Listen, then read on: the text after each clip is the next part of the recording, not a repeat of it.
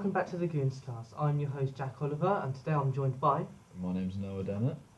Ollie Likely. Right, today we're going to be talking about New Hollywood and the impact that has had onto the world of cinematography. So, for a start, what is New Hollywood? New Hollywood, isn't that like the new wave? You know, like what is it? Hollywood Renaissance, isn't that what they call it?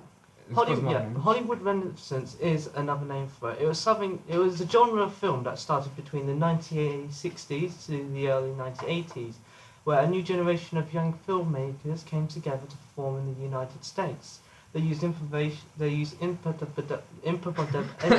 Improvisation, I think you mean? They use interpretation. Improvisation. Thank you. I literally just said that, Jack. Thank you.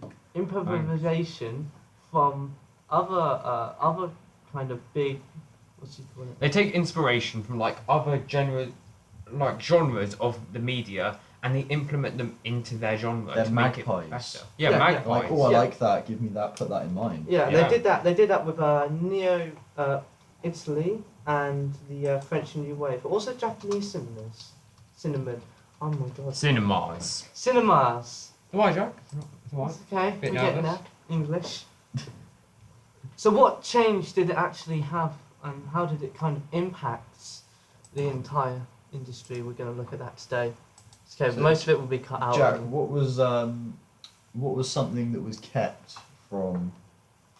Because obviously modern cinema is a little bit different now. So what would you say is something that they kept from that time period? You mean Yes. New Hollywood? Yeah. Oh, one thing that they introduced that we still have in our modern cinema was actually the cowboy shot. What is the cowboy shot? Well, it was For anyone that doesn't know. popularised during the. Didn't they like bring in like all the Western films though? That's like where Yeah. Western started, which is quite interesting. You know? No, it's not where they started. It's where the big ones like the Clint Eastwood movies came in. Yeah. Mm. So like they had some very Yeah, but- good like key contributors Yeah. for this stuff. We had Basically- like John Sorry, yeah, Jack, Ford, you were saying oh, Yeah. what is the cowboy I shot? believe it was in 1966. I'm actually going to fact check that one. Yeah, it was in the Neon Italy film, in The Bad and the Ugly, introduced in 1966. The bad Brought guy. along and introduced the cowboy shot. It was then popularised when New Hollywood started a new era of Western films. And still to this day, the cowboy shot is commonly used upon filmmakers. Can you think of anything else that's used in? Pretty sure there's one in Star Wars, isn't there? Yeah, I'm pretty sure. Yeah, 'cause They Star use it in a Wars- lot of things though. yeah. Like it's a very key like you can tell It's the like references. you want to on have too. this like standalone guy who goes against everything. He's on his own. He's got his gun. Standing against someone, his like arch enemy, just whips out Yeah. his pistol from his holster. Yeah, well, it's one a pat. shot that lines at the knee and shows the person from the knee upwards, so you can see the gun. Star Wars is actually based off a bit of a Western film with the idea Yeah, of a it is cowboy. a little bit. Yeah, kind Exactly, yeah. So the cowboy shot is used there. Other things that the New Hollywood changed was it was more open with violence and sex. It actually broke the Hades Code, which banned lustful kissing. That was broken in 1980. No, 19. Lustful kissing. Lustful kissing, that was banned according to the Hades rule. It Yeah. was broken in 1968. The idea of a low-budget film was also brought in, mainly from the new French wave. That was put into practice since most of the people who started these were I was gonna say that would probably come from like students exactly. and people who've They just were finished students. school. They were the sort of people who started all of this. Wasn't like I said. Japanese cinema like a really big like it was one of the big influences of it. Like Japanese cinema, Neo-Italian and French New Wave. They were like the main Yes. three Yeah, they like were the big ones. key contributors to this New Hollywood. Yes, they were kind of at the top of the inspiration for this all. Alright, so for a couple people that were like the big contributors, so like directors, we had Mr. John Ford. He came into Hollywood after one of his brothers, and his brother was an actor. He became highly respected very quickly, and he was known for his Western movies. And despite a lot of them actually not being that serious, he managed to win 6 Oscars, 2 of which came from his own World War II documentaries. which were I'm pretty sure they were fairly popular at the Yeah, time for they were making quite them. popular back then. And his characters in his movies were often the morally grey people in the real world who were trying to survive like the harsh reality of real life. Um, and then of course we've got the classic Alfred Hitchcock. Yeah, known for Which- Psycho, Yeah. Vertigo, North by Northwest, The Wrong Man. All very good films. I recommend some of those. Definitely Psycho. He joined the filming industry in about the 1920s, and he started off drawing film sets. He was a very, very talented artist from a young age, but his big break came when he was working on a film, and the director came. He became sick one day, and everyone was like, "Okay, Alfred, your time to shine. Take over." So he did just that. The film was Always Tell Your Wife.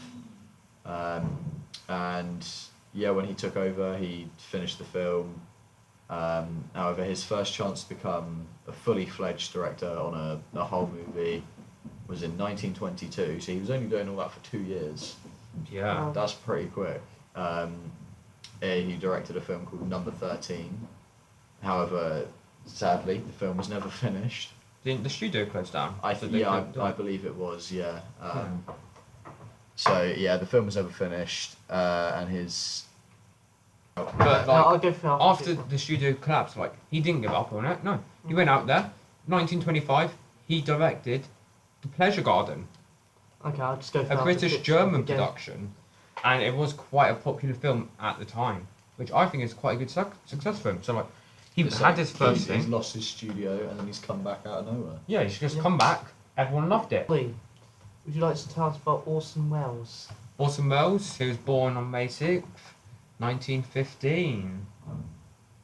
His father was a well-to-do inventor. His mother was a beautiful concert pianist.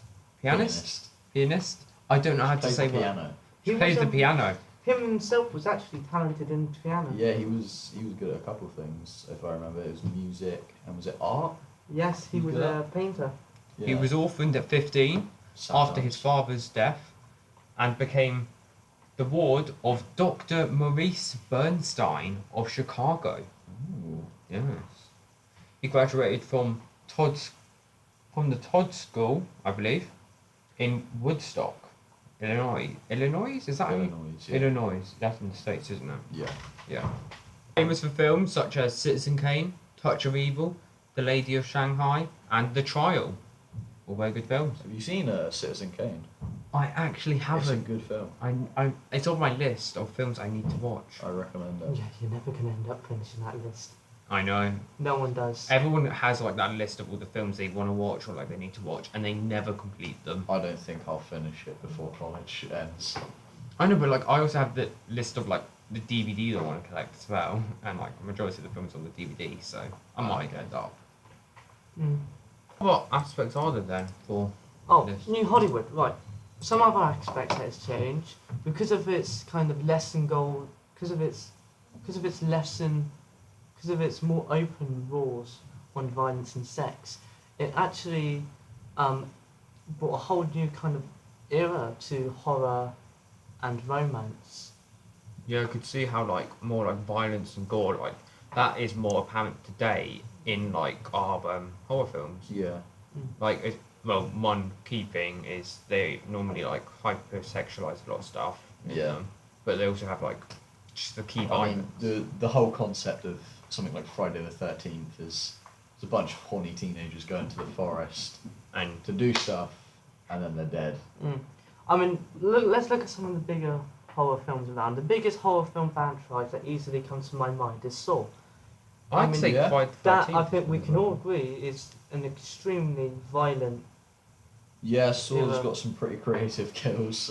Yeah. Where something like that before New Hollywood All the wouldn't have been You accepted wouldn't at have all. seen You a wouldn't lot have. of it.